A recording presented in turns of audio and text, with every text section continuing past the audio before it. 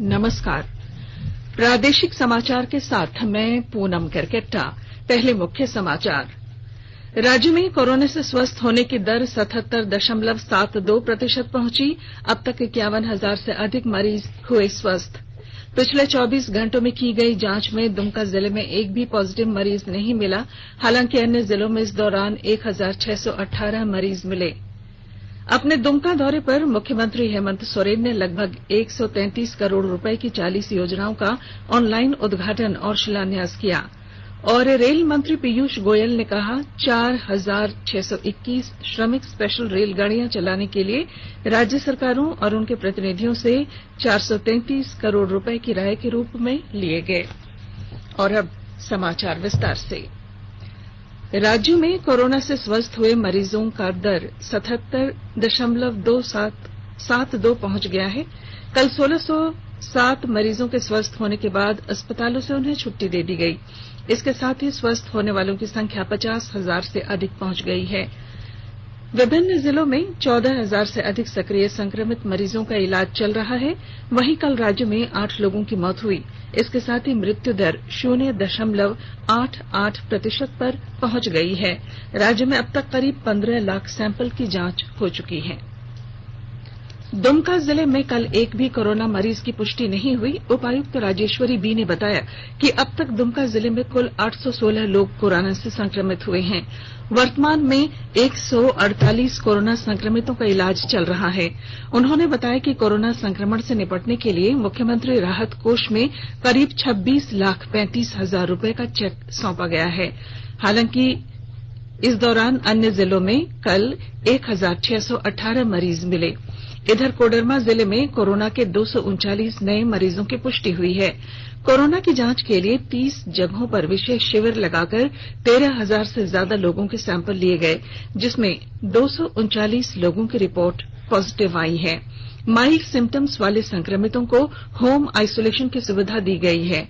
इधर दुमका जिले के जामा प्रखंड के बारापलासी में प्रखंड विकास पदाधिकारी ने जांच टीम गठित कर मास्क नहीं पहनने वाले दुकानदारों से जुर्माना वसूला। स्वास्थ्य और परिवार कल्याण मंत्रालय ने लोगों को सलाह दी है कि वे नोवेल कोरोना वायरस से अपने को सुरक्षित रखने के लिए सभी बुनियादी एहतियाती उपायों का पालन करें और सामाजिक दूरी बनाए रखें। एक रिपोर्ट। सरकार ने कहा है कि आवश्यक वस्तुओं की पर्याप्त आपूर्ति जारी है और लोगों को चिंता करने की कोई जरूरत नहीं है। लोगों को सलाह दी जाती है कि वे आवश्यक वस्तुओं और चिकित्सा सामानों की खरीदारी करते समय धैर्य रखें और शांत रहें। आवश्यक वस्तुओं को खरीदने के लिए बार बार बाहर निकलने से बचें। साथ ही लोगों से हाथ मिलाने और गले लगने से भी बचना चाहिए। बाजार, मेडिकल स्टोर और अस्पतालों में लोग कम से कम 1 मीटर की दूरी बनाए रखें। घर पर गैर जरूरी सामाजिक समारोह से बचा जाना चाहिए और घर पर मेहमानों को नहीं बुलाना चाहिए। लोगों को अपनी आंख, नाक और मुंह छूने से बचना चाहिए और लगातार हाथ साफ करते रहना चाहिए। हाथ को दोनों तरफ से कम 20 सेकंड तक रगड़कर धोना चाहिए। यदि कोई व्यक्ति खांसी या बुखार से पीड़ित है तो वह दूसरों के संपर्क में आने से बचे और डॉक्टर से तुरंत परामर्श ले। स्वास्थ्य मंत्रालय ने कोरोना वायरस के बारे में जानकारी के लिए एक टोल फ्री नंबर 1075 जारी किया है। इधर राज्य सरकार की ओर से भी कई दिशा निर्देश जारी किए गए हैं।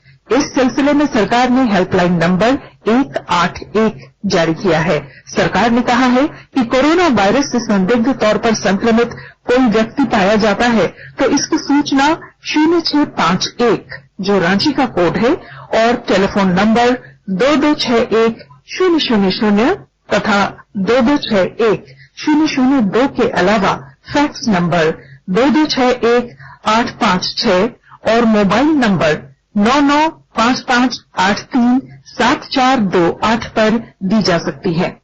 आकाशवाणी रांची भी आपसे अपील करता है कि कोविड-19 के संक्रमण से बचने और अन्य लोगों को सुरक्षित रखने के लिए कृपया घर पर ही रहें और सरकारी दिशा निर्देशों का पालन करें। बोकारो जिले के पेटरवार में ग्रामीण हेचरे ने स्थानीय लोगों को चूजा उपलब्ध कराने का काम शुरू किया है। हेचरे में प्रत्येक सप्ताह लगभग 1 लाख चूजे की फार्मिंग होती है। इसके साथ ही राज्य के आधा दर्जन के पोल्ट्री फार्म का अन्य प्रदेशों पर निर्भरता खत्म कर दिया गया है। पेटरवार ग्रामीण हेचरी के प्रबंधक दीपक कुमार ने बताया कि चूजे की आपूर्ति कोऑपरेटिव के माध्यम से की जाती है। उन्होंने बताया कि कोरोना काल में भी कोऑपरेटिव से जुड़कर हजारों लोग पोल्ट्री फार्म के व्यवसाय से जुड़कर अपने परिवार का भरण पोषण कर रहे हैं। मेरा नाम दीपक कुमार है। मैं यहाँ पेटरवार ग्रामीण हेचरी में हेचरी मैनेजर के पोस्ट पे हूँ। मेरा अंडा बनेई जुमला से आता है, तो बनेई ब्रीडर है हम लोगों का। ब्रीडर फार्म से आता है पेटरवार यहाँ से पड़ता है, वो 7-8 घंटे में अंडा आ जाता है हम लोगों का। और यहाँ हेचरी में आने के बाद तो सेटिंग करके उसको 18 दिन सेटर में रखा जाता है और 3 दिन उसको हेचर में रखा जाता है। उसके बाद हम लोगों का जो चूजों पुल आउट होता है, उसके बाद कोऑपरेटिव हम लोगों का 8 कोऑपरेटिव है पेटरवार से। मेन हम लोगों का है पेटरवार कोऑपरेटिव है, गुमला है, गोड्डा है, दुमका है, कुल्लू है, ये सब 8 कोऑपरेटिव है हम लोगों का। फिर यहाँ से 30 दिन में हम लोग यहाँ से जो भी रिक्वायरमेंट रहता है उसको फिर कोऑपरेटिव को सप्लाई करते हैं। आकाशवाणी के ताजा तरीन समाचारों के लिए आप हमारी वेबसाइट newsonair.com पर लॉग ऑन कर सकते हैं। ताजा समाचार Twitter handle @AIR news alerts और Facebook page All India Radio news पर भी उपलब्ध है।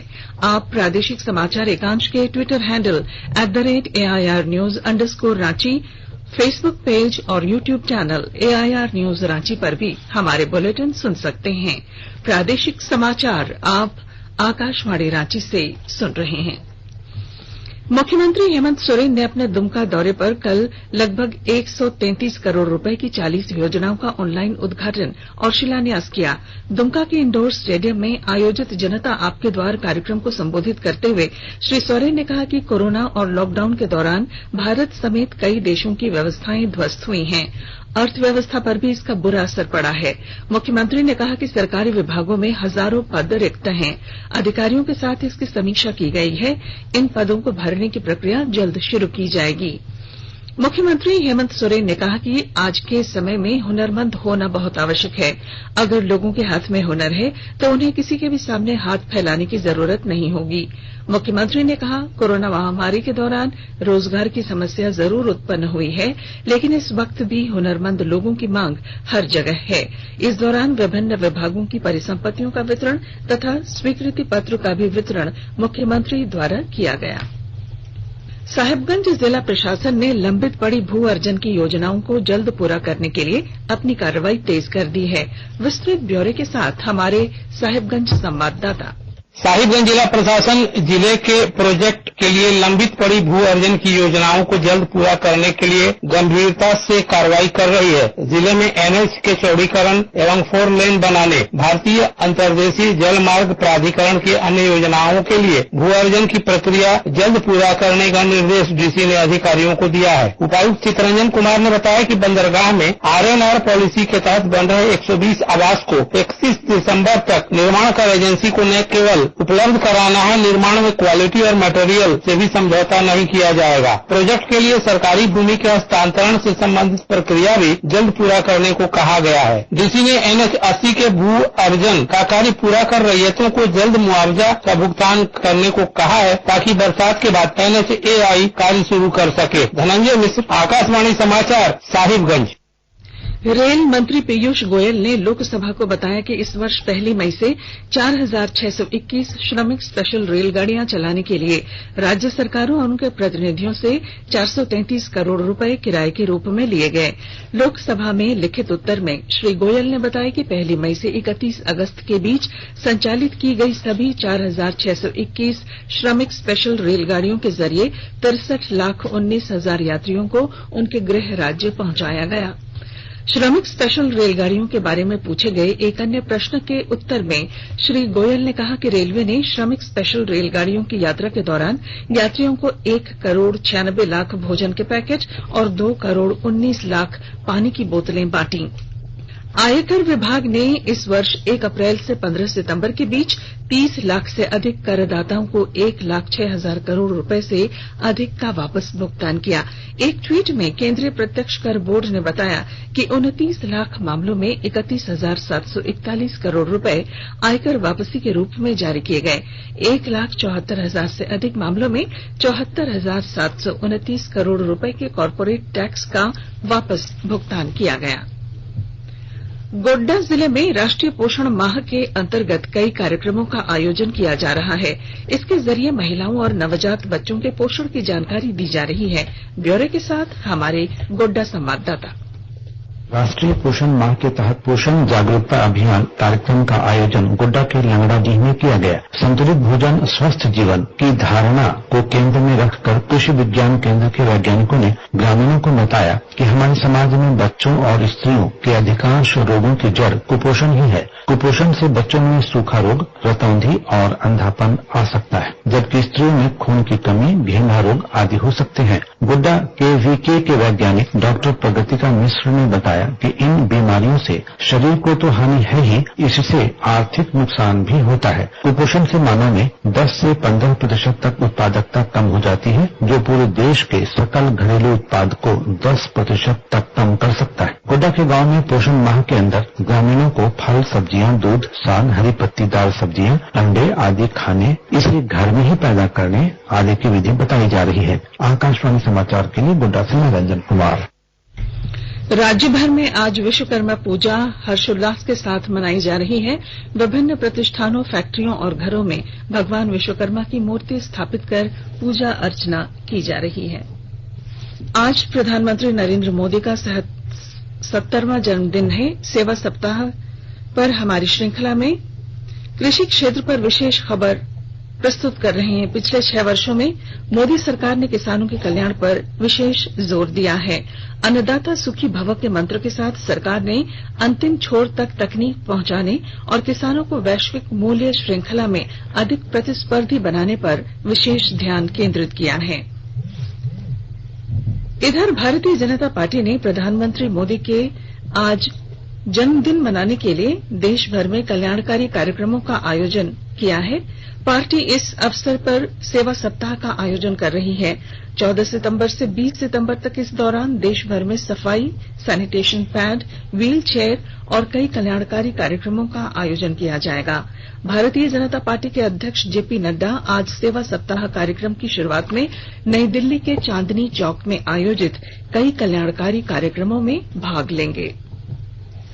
और अब बुलेटिन के आखिर में अखबारों की सुर्खियां। राज्य से प्रकाशित लगभग सभी अखबारों ने मुख्यमंत्री हेमंत सोरेन द्वारा जेपीएससी और जेएससीए में नियुक्ति की घोषणा वाली खबर को प्रमुखता से लिया है। प्रभात खबर में प्रकाशित जेपीएससी और जेएएससी के चेयरमैन तथा सदस्यों की नियुक्ति वाली खबर को प्रमुखता से प्रकाशित किया गया है। दैनिक भास्कर ने आज देश में नवंबर तक कोरोना की वैक्सीन आने की खबर को पहले पन्ने पर जगह दी है। वहीं चीनी सीमा पर तनाव की स्थिति पर संसद में गृह राज्य मंत्री के बयान को भी पहले पन्ने पर जगह दी गई है। नए संसद भवन का निर्माण टाटा समूह द्वारा किया जाएगा। इस खबर को दैनिक भास्कर, प्रभात खबर और दैनिक जागरण ने प्रमुखता से लिया है। पद्म विभूषण से सम्मानित कलाविद और राज्यसभा की पूर्व मनोनीत सदस्य कपिला वात्स्यायन का 91 वर्ष की उम्र में निधन को पहले पन्ने पर जगह मिली है। मुख्यमंत्री हेमंत सोरेन के पूर्व ओएसडी के खिलाफ भ्रष्टाचार और पद का दुरुपयोग कर आय से अधिक संपत्ति अर्जित करने की खबर को भी प्रभात खबर, दैनिक भास्कर और हिंदुस्तान ने प्रमुखता से लिया है। इधर अंग्रेजी दैनिक द टाइम्स ऑफ इंडिया में पहले पन्ने पर नॉर्थ दिल्ली में इस साल फरवरी में हुए दंगों में चार्जशीट दायर करने की खबर हेडलाइन बनी है। वहीं अंग्रेजी दैनिक हिंदुस्तान टाइम्स ने बाबरी मस्जिद मामले में 30 सितंबर को सुनवाई वाली खबर को प्रमुखता से प्रकाशित किया है। और अब बुलेटिन के आखिर में मुख्य समाचार एक बार फिर। राज्य में कोरोना से स्वस्थ होने की दर 77.72% पहुंची। अब तक 51,000 से अधिक मरीज हुए स्वस्थ। पिछले 24 घंटों में की गई जांच में दुमका जिले में एक भी पॉजिटिव मरीज नहीं मिला। हालांकि अन्य जिलों में इस दौरान 1,618 मरीज मिले। दुमका दौरे पर मुख्यमंत्री हेमंत सोरेन ने लगभग 133 करोड़ रुपए की 40 योजनाओं का ऑनलाइन उद्घाटन और शिलान्यास किया। और रेल मंत्री पीयूष गोयल ने कहा 4,621 श्रमिक स्पेशल रेलगाड़ियां चलाने के लिए राज्य सरकारों और उनके प्रतिनिधियों से 433 करोड़ रुपए किराए के रूप में लिए गए। और इसके साथ ही आकाशवाणी रांची से प्रादेशिक समाचार का ये बुलेटिन समाप्त हुआ। नमस्कार। घर में रहिए, सुरक्षित रहिए और सुनते रहिए आकाशवाणी।